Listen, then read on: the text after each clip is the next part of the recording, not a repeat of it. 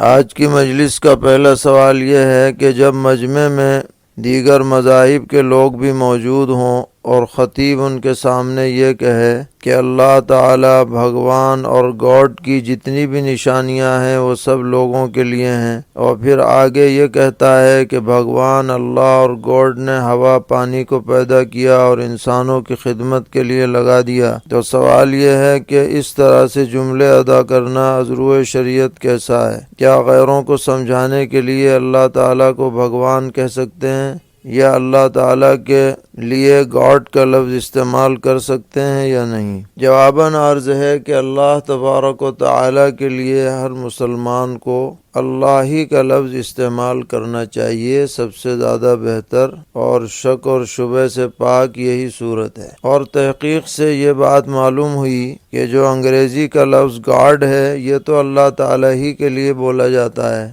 اس لیے اگر انگریزی داں لوگوں کو سمجھانے کے لیے گاڈ کہہ دیا جائے تو اس کی بھی ایسی ہی گنجائش ہوگی جیسا کہ خدا کہنے کی گنجائش ہوتی ہے۔ لیکن یہ جو بھگوان کا لفظ ہے یہ غیروں میں اللہ کے لیے بھی خاص نہیں ہے، بلکہ غیر اللہ کے لیے بھی بھگوان کا لفظ بولا جاتا ہے۔ بھگوان رام ہے، بھگوان کرشن ہیں، فلاں فلاں ہیں، تو اس لیے اللہ تعالیٰ کے لیے اس لفظ کو بولنا صحیح نہیں ہے۔ اور ایک مسلمان کو بہرحال اللہ تعالیٰ کا کوئی ایسا نام زبان پر نہیں لانا چاہیے جو اس کی شان کے لائق نہ ہو یا اس میں کسی طرح بھی شرک کا شائبہ پایا جاتا ہو، چاہے کوئی سمجھے یا نہ سمجھے۔ ہمیں اپنی اصطلاحات اور تعبیرات میں بہرحال احتیاط کرنی چاہیے۔